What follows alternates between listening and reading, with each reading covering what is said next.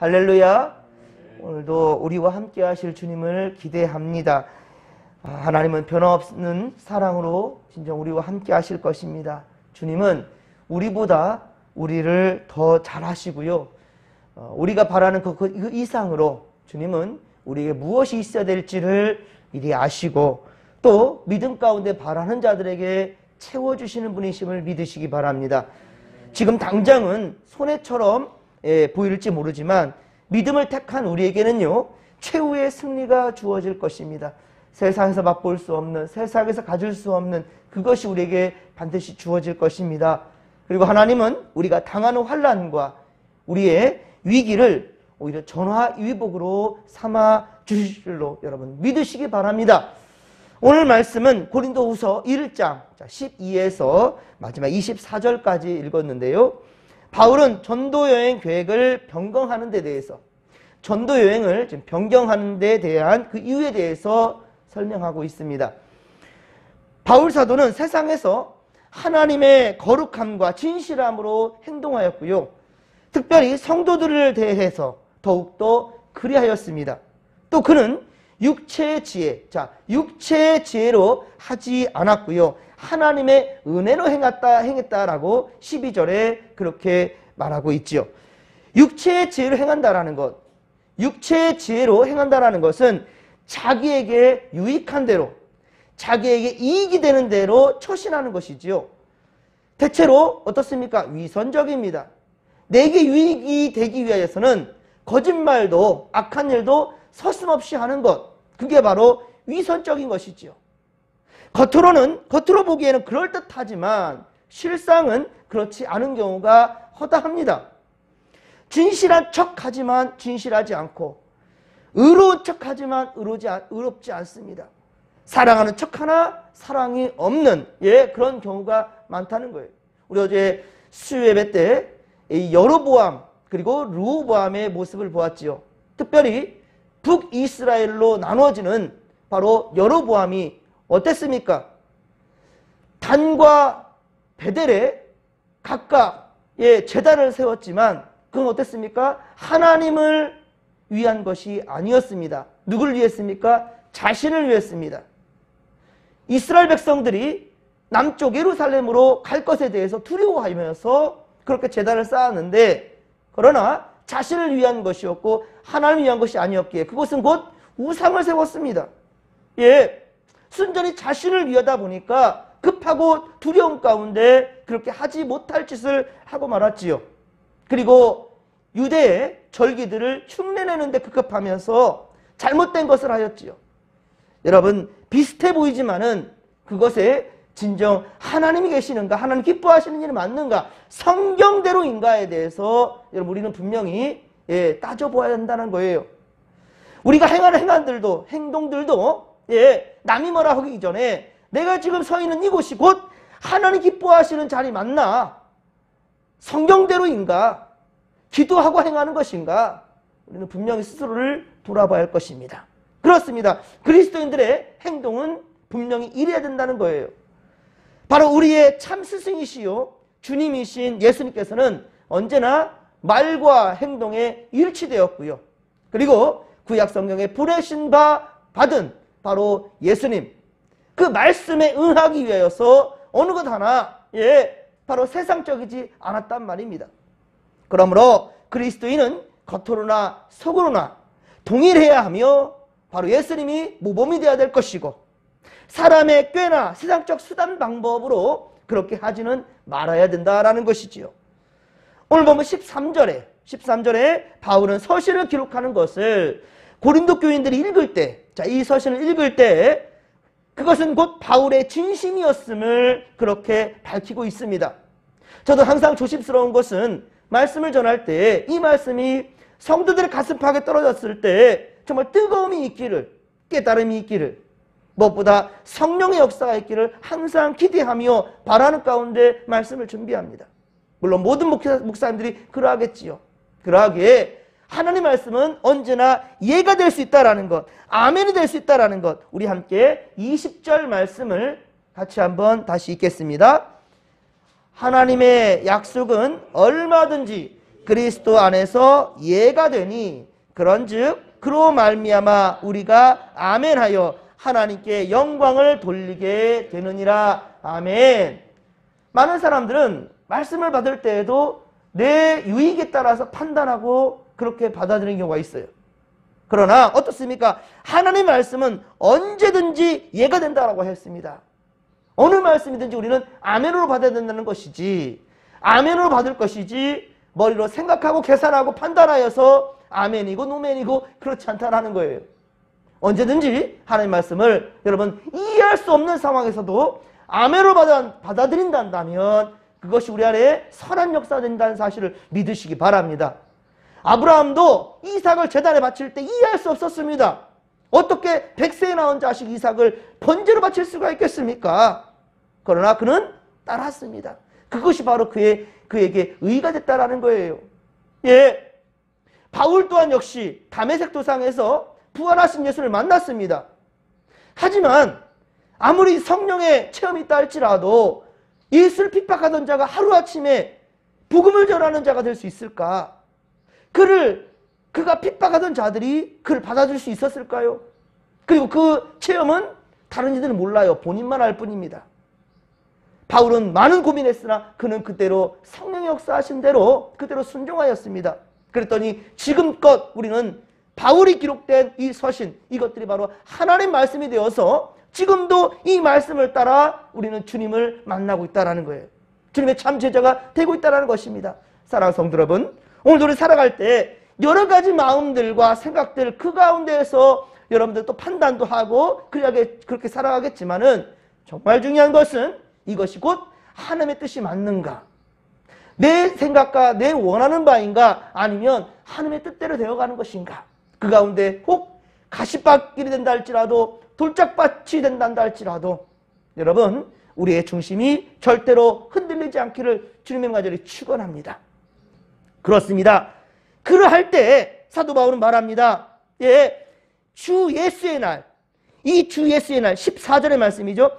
주 예수의 날, 즉 예수님이 재림하시는 날에 고린도 교회 이 교인들로 하여금 바울은 어떻습니까? 자랑이 된다. 또한 역시 성도들 역시 바울의 자랑이 되기를 원한다라고 말하고 있지요. 저 역시 하나님 앞에 설 때 여러분 우리 진목교회와 성도들이 자랑할 이유가 되기를 소망합니다. 여러분들 또한 역시 삶 가운데 귀한 하나님의 역사가 이루어질 때 강단에 선포되었던 이 목사의 이 말이 하나님의 말씀이 진정한 깨달음이 될 것이고 그것이 바로 자랑거리가 되었으면 좋겠습니다. 그래서 어디를 가든지 우리 진목교회를 자랑할 수 있고 목사님을 자랑할 수 있고 성도들을 자랑할 수 있고 내세울 수 있는 그러한 건강한 교회가 우리 교회 되기를 소망합니다. 16에서 17절에 보면 바울의 전도 여행 계획은 고린도에 갔다가 마게도냐로 갔다가 다시 고린도에 가서 그리고 유대 곧 이스라엘로 돌아오는 것이었습니다. 그런데 어떻습니까? 유대로 돌아갈 때 그들의 또한 도움을 받게 되는 것, 이것이 하나님 앞에 당당하게 지금 이야기하고 있지요. 그러나 바울의 이런 여행 계획은, 이 전도 여행 계획은 쉽게 이해하고 쉽게 아니요 라고 경솔하게 말할 수 없는 계획이라고 분명히 밝히고 있습니다. 그렇습니다. 분명한 것은 우리가 예 아니요 라고 말하는 것에 대해서 쉽게 감정적으로 말해서는 안 된다는 것이죠. 모든 계획 가운데 분명한 것은 하나님 안에 있음을 스스로가 분명히 점검해 봐야 된다는 것입니다. 그래서 감정적으로 내뱉는 말이 아니라 기도하고 하나님 뜻에 따라서 겸손하게 주의 뜻 받들어서 말할 수 있는, 그럴 때 진정 아멘으로 하나님께 영광을 돌릴 수 있다. 20절 하반절에, 그렇죠? 아까 읽었던 말씀처럼. 그렇습니다. 그것이 곧 하나님의 영광이 될 수 있다는 겁니다. 그렇습니다. 하나님의 약속은 구원의 약속, 즉 사죄와 칭의의 약속이며 천국과 그리고 부활의 약속이 되는 겁니다. 그리고 하나님의 모든 약속은 오직 예수 그리스도의 십자가의 대속 사건으로 성취된 것입니다. 그러므로 그리스도 안에서 예이며 그리스도 안에서 아멘만 있을 뿐이라는 거예요. 이 확신이 어디에서 비롯되었을까요? 바로 우리를 하나님의 소유로 인치시기 위해서 보증으로 우리 마음에 두신 성령님으로 가능한 것이다라는 것입니다. 우리에게는 하나님께서 항상 깨달음을 주시기 위해서 우리 안에 누가 계십니까? 성령 하나님이 계신다는 거예요. 예. 그래서 언제든지 이 우리 안에 계시는 성령님과 늘 교통하는 것, 이것이 바로 복된 자이요 지혜로운 자라는 사실을 명심하시기 바랍니다. 빌립보서 4장 6에서 7절, 빌립보서 4장 6에서 7절에 말씀합니다. 아무것도 염려하지 말고 다만 모든 일에 기도와 간구로 너희 구할 것을 감사함으로 하나님께 아뢰라. 그리하면 모든 지각에 뛰어난 하나님의 평강이 그리스도 예수 안에서 너희 마음과 생각을 지키시리라. 할렐루야. 우리의 마음과 생각을 지켜주신대요. 많은 이들은 우리 기도하면은 여기에 어떤 응답을 주시리라 라고 되어 있을 텐데 그것이 아니에요. 성경에 뭐라 합니까? 우리가 기도로 간구했을 때, 감사함으로 하나님께 아뢰었을 때의 응답은 어떤 응답이다? 우리의 마음과 생각을 지켜주신다는 거예요. 우리가 원하는 것을 얻게 된다는 것이 아니라 우리 마음과 생각을 지켜주신다는 것, 매우 중요한 말입니다. 그러니 어떤 상황에서도 우리는 주님을 믿기에 흔들릴 수가 없다는 것이죠. 끝까지 주님을 믿고, 그리고 내 육의 생각으로는 따를 수 없는 길이지만은 따르게 된다는 거예요. 왜? 주님을 믿기 때문입니다. 우리 마음과 생각을 지켜주시기 때문입니다. 주께서 인도하시는 대로 내가 원하는 것이 아니라 주께서 원하시는 그 길을 걷는 그런 믿음의 성도들, 최후 승리가 주어진다는 사실을 믿으시기 바랍니다. 옳고 그름을 판단하게 하시는 분, 그렇습니다. 마음의 깨달음을 주시고 우리의 마음과 생각을 지켜주시는 분, 바로 그분이 성령 하나님이시고 우리 안에 내주하시는 하나님이십니다. 바로 오늘 우리와 함께 하실 주님이시란 말입니다. 그분이 우리가 하나님의 소임을 깨닫게 하실 거예요. 모든 것으로부터 보증이 되어주시는 것, 그것이 바로 오늘 보면 22절의 말씀입니다. 바울은 고린도 교회 이 교인들을 참으로 아끼고 사랑했습니다. 하지만 그러나 다시 고린도 교회로 향하지 않는 이유에 대해서 지금 말해주고 있는데요. 그들의 믿음을 주관하지 않기 위해서 23, 24절에 밝히고 있죠. 왜 그렇습니까? 바울의 설교는 참으로 힘이 있고 능력이 있었습니다. 그래서 수많은 사람들이 바울을 따랐으며, 그래서 4개의 당파 중에 한 당파가 바로 바울파였습니다. 바울파. 게바파, 즉 베드로파, 바울 자신을 따르는 바울파, 그리고 바울이 다음 사역자로 세운 바로 아볼로파, 그리고 아무 것에도 속하지 않겠다, 오직 우리 예수님만 바라보겠다, 그래서 그리스도파, 이렇게 당파가 4개로 나눠지었는데요. 여기 그리스도파는 그럼 괜찮지 않겠는가? 사람 중심이 아니니까 뭐 아볼로도 아니고 게바도 아니고 바울도 아니라면 그리스도파, 좋은 파인데? 라고 생각할 수 있겠지만은 그 이름만으로 그럴듯해 보이지요. 하지만 하나가 되지 못하고 또 다른 당파를 만든다는 그 자체만으로도 이거는 하나님의 뜻이 아니지요. 여러분, 이름이 그리스도파 참 좋지요. 그러면 여러분, 여호와의 증인은 어떻습니까? 여호와의 증인이랍니다. 좋은 말 아니겠습니까? 여러분, 새하늘과 새 땅, 새하늘과 새 땅을 의미하는 신천지, 얼마나 좋은 말입니까? 하나님의 주님이신, 하나님이 주님이신 바로 하나님을 믿는다라고 하여서 하늘의 하나님을 믿는다. 야, 얼마나 좋습니까? 나의 주로 삼겠다. 천주교. 얼마나 좋은 이름입니까? 하지만 이외에 우리나라에 존재하는 수많은 이 이단들을 본다면 하나같이 이상하지 않아요. 그 이름만으로는. 다 은혜롭고 좋은 이름들만 골라서 사용되고 있습니다. 또 정통교단들 중에서도 고린도전서 1장 13절, 고린도전서 1장 13절에 증거하였듯이 그리스도께서 어찌 나누었느냐라고 반문하는 그런 정통교단들도 있습니다. 하나님 언제나 하나가 되기를 원하셨습니다.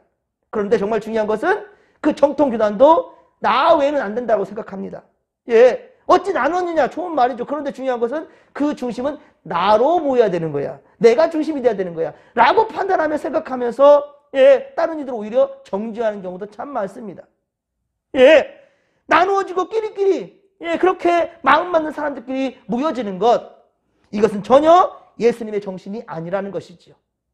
지금 사도 바울이 고린도 교회를 간다 한다면 바로 바울이 영광을 받게 되는 것이죠. 우리가 때로 부흥 집회를 하거나 그러면 어떤 목사님을 모시거나 기도를 가거나 어느 어떤 목사님의 말씀을 받는다거나 혹은 여기 있는 이 이종희 목사의 말씀을 받을 때 여러분 마음이 아무리 뜨거워지고 성령 체험이 된다 할지라도 깨달음이 왔다 할지라도 여러분 절대로 사람이 아니란 거예요. 이것이 바로 하나님의 말씀이라고 받는다 한다면 이 세상에 어떤 목사들도 진리를 말하는 그 순간에 그 목사가 아니라 하나님의 말씀의 음성으로 들어야 된다는 거예요. 그런데 수많은 교단들과 또 이 한국교회의 병폐가 뭐냐? 바로 나 외에는 안 된다는 것. 그래서 그 교회가 더욱더 대형화되는 것이고, 그리고 어느 교회를 간다 할지라도 바울이 언제 바울교회를 세웠습니까? 바울교회를 세워본 적이 없어요. 가는 곳마다. 바울은 자신의 이름이 예수님을 대신하는 것 자체를 원치 않았습니다.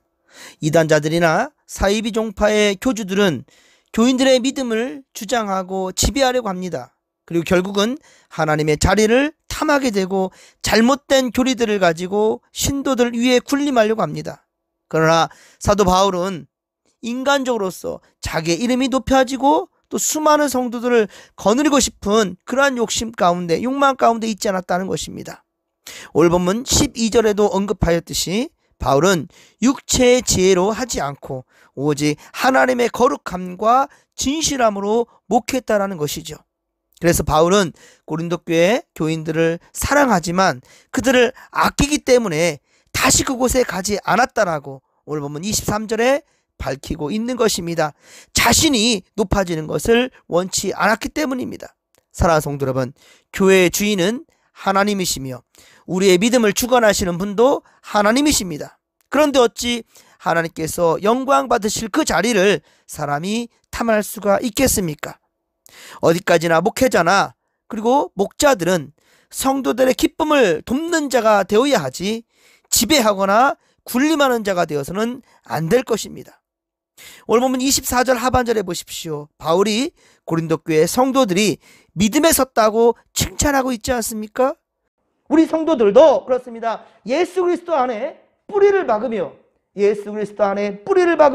세움을 받아서 교훈을 받은 대로 믿음에 굳게 서서 감사함이 넘치는 인생들이 다 될 수 있기를, 골로새서 2장 7절 말씀이죠. 골로새서 2장 7절의 말씀처럼 그렇습니다. 믿음에 굳게 서서 감사함이 넘치는 그런 인생들이 다 될 수 있기를 주님의 간절히 축원합니다. 오늘도 이러한 믿음 위에 주께서 함께 하실 것입니다. 주께서 함께 하시기를 원합니다. 주여 삼차 부르며 기도하며 나갑니다. 주여, 주여, 주여. 살아계신 하나님 아버지, 고맙고 감사를 드립니다. 우리가 항상 주님을 믿노라 하면서도 주여 언제나 주님의 뜻을 바라기보다 내 생각과 내 방법을 찾아가는데 급급했던 우리의 모습들이 있어요. 하나님 용서하여 주시옵시고 오늘 진정 아버지여 우리 가시밭길을 걷는 그 순간이 난다 할지라도 도대체 이해할 수 없는 상황이 난다 할지라도 주님을 믿기에 아벨으로 순종할 수 있는 우리가 되기를 원하나이다. 하나님, 아브라함의 믿음의 조상이 된 이유가 무엇입니까? 하나님 아버지 믿음대로 행했다라는 것, 하나님 명령한 대로 행했다라는 것. 주여 다윗이 믿음의 왕으로 추앙받는 이유가 무엇입니까? 하나님 아버지요, 주께서 말하실 때는 언제든지 하나님 아버지 회개할 줄 알았고 주님의 길로 믿음의 길로 돌아설 줄 알았던 그였다라는 것.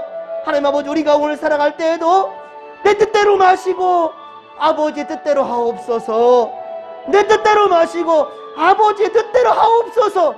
예수님의 아버지 우리 마지막 가르쳐준 이 기도를 우리가 오늘도 하오니 주여 우리와 함께하여 주시옵시며 주의 생각대로 주의 말씀대로 우리를 다스려 주시고 인도하여 주시옵소서.